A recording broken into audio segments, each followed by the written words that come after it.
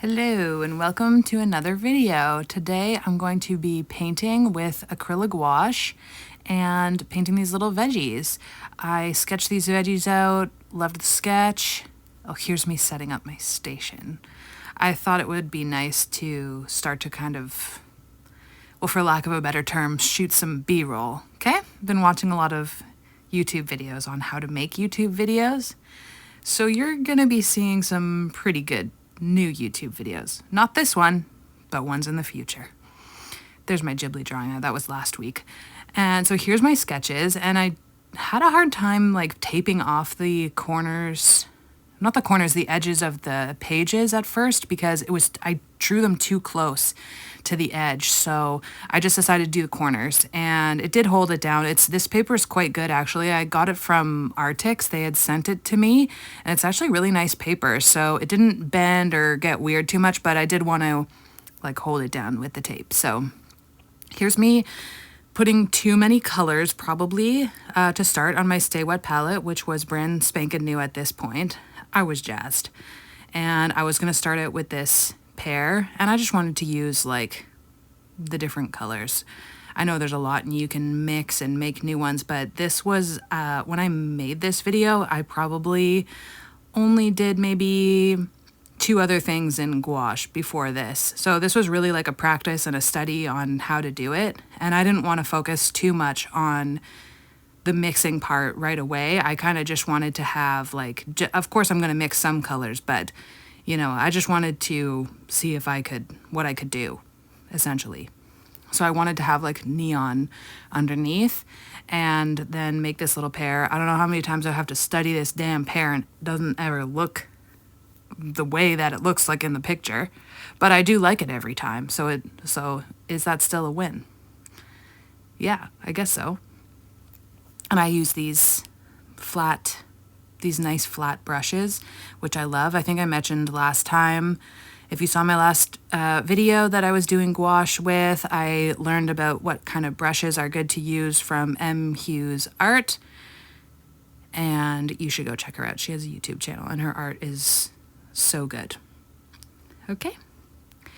So I kind of messed around a little bit. This video, I cut it down because it was like a lot of noodling and like kind of making mistakes and then going on over top of it. So I'm kind of just showing you the parts that are essential to know, like the good parts basically. And I did go over top here. I like this part a lot, the swishing in of the little neon bits, because in the reference there's quite a bright reflection in the shadow. So I really wanted to bring that out and like accentuate it. And I took this teeny tiny brush. I don't like messing around with the tiny brushes too much. It's a little like, okay, we don't need, if it's that tiny of a line, I don't really think it needs to be added, but it did come in handy later when I did the tomato leaves because that was too tiny and the angles were not conducive to a flat brush. So you win some, you lose some. So then I took this like neon pink. I think the pink is called opera pink or something like that, and the magenta color a little bit to do the underpainting of the eggplant. And then to do the top, I wanted to go for like a cooler green, and I used this Viridian green and mixed it with lemon yellow and a little bit of the ash rose, I believe it's called, and some lilac to kind of make that color. I like toning stuff down. It was fun to mix them. Once I got a little more comfortable, I did start to mix the colors a little bit more and had more fun with it. And I realized, once again, that you can just paint over stuff. Like, it's not that big of a deal to just go on top. So just do that. But I did go over top a little too much. Like, I'll admit it. At some parts, I was like, okay, this is getting a little crazy. I kind of got frustrated, especially with something super smooth like this eggplant. It gave me a little bit of a hard time. I think it did turn out really well, but just what I had in my head, I was expecting miracles to happen. I was Bob Ross in my head. And I had, again, never done this before, so I don't know why I expected it to be so good. And you'll see later that I got extremely frustrated. Not with this one. This one wasn't too bad. I did these both in the same day. We're on probably hour 2 of doing this sketch page. I was feeling pretty good about it. I was like, this looks sick. I'm doing a really good job. And then whenever I think I'm doing a really good job, I'm like, well, what if I like throw something in, like a little bit of something over here? And then it kind of messes up the whole thing. And I'm like, oh, now I have to go back and like change everything because I'm painting and I don't know how to fix it. And this keeps drying really fast. And then, so like, how do you change that? And I did hear that you can get like acrylic gouache retarder, which is for Turner acrylic gouaches, but I'm pretty sure it would probably work for the Holbein ones. So I'm looking to possibly get that because that will make it dry not as fast and maybe be a little bit different to work with. And I would just want to see what it would be like, 'cause maybe that would be cool, especially considering I have no clue what I'm doing. Well, I mean, now I know a little bit better what I'm doing, but I still don't. I think it's probably going to take a long time. My main thing I know how to do is markers and color pencils, but painting is just so dang fun. I just got to keep doing it. So, yeah, I just wanted to kind of show my progress. And I do love how the sketches, I call them, but they're little paintings, I guess, studies, how they turned out. See, I love how that looked. And I should have just left it like that because this is perfect the way it is. And I got to get used to just putting some shapes in there. This is more of a look at it from far away kind of thing. And I was doing more of a close-up view. That's what it looks like at the end.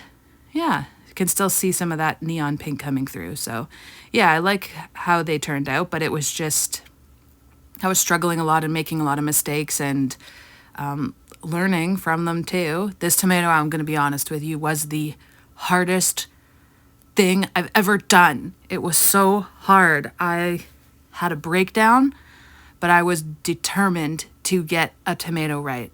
And what I learned from this is that cool, neutral, and warm reds are very important to know about. I know that's really stupid, but I only had one type of red.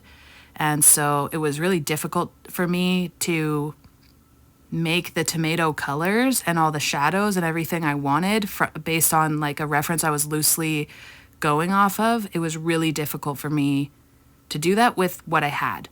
So I was going back and forth, putting in the shadows, taking away the shadows, putting in some yellow at the top because I saw that in the reference. And then I was like, it's just not looking right. Next day, I had to take a day because I got so frustrated. I'm like, okay. And here's my mistake. I did not clean that palette off, which was probably what was causing me problems, was that it was a bit muddy and the colors were getting muddy on it. And again, with red, that really makes a big difference. So loved these little leaves though. I'm glad I started with this. And also off camera, I had gone over top the tomato with just one bright red color, and that kind of unified everything, calmed it down. I was happy with where we were at that point. But this was like a lot of hours of messing around and a lot of frustration. I was like at the end of my freaking rope over here. But here's the tiny brush. It's working for this screen. God damn it, it looks so good. I love that tomato so much. I can't wait to post it.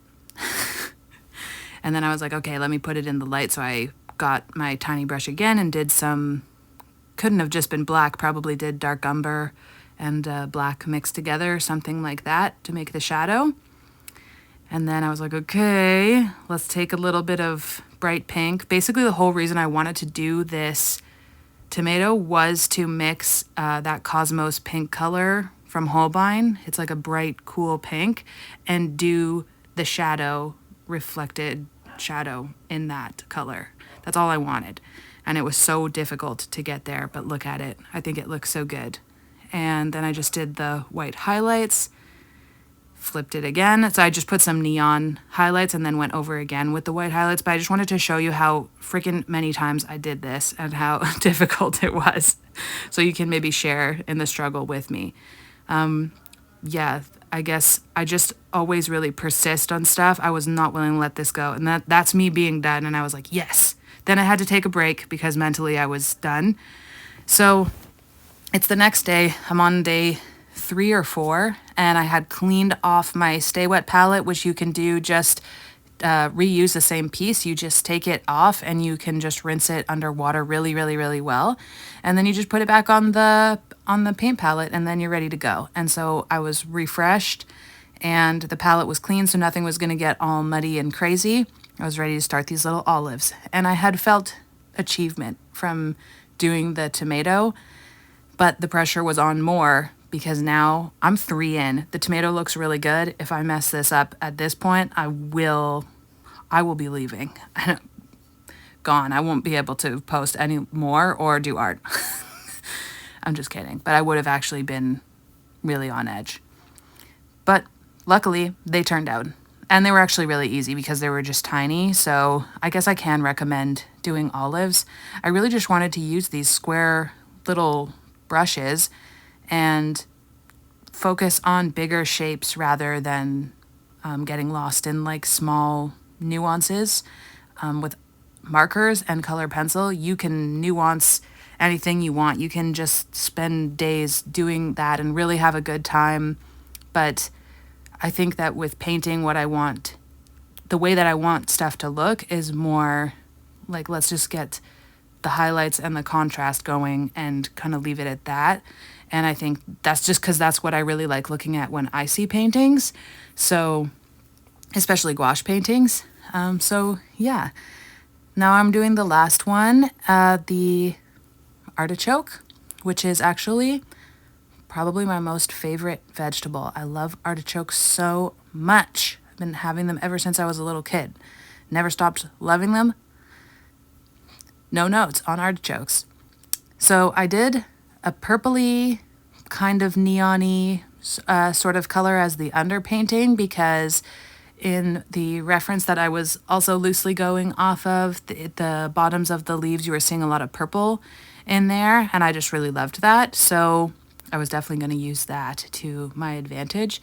And I really wanted to see the sketch underneath as well for this one, so I just went over it really light and made sure I could still see it. And the first thing I did was put the green on the tops of where those sketched out shapes were so that I wouldn't lose it, and then I could go forward and start doing the shadows and everything like that. Just the way that I approached it, I felt like I was doing a lot better and I wasn't losing out on anything or forgetting where stuff was, so that I could continue successfully without getting frustrated. So when I did this artichoke, I didn't find myself going back, going on top of stuff, you know, fixing things essentially. I was really just going forward. So I definitely had a lot of improvement by the time I was at this one at the end. I really kind of felt like I knew what I was doing a lot better. So that was great because this was like a week-long little painting page that I was working on, and it was definitely worth it if that's the outcome, because I became definitely a lot more confident, I would say, by the time I was doing this guy versus the pear. You can even see the pear is a lot more sketchy and it's not as just like sure strokes. So good practice. And thank you so much for watching, and you'll see me next week. Okay, bye.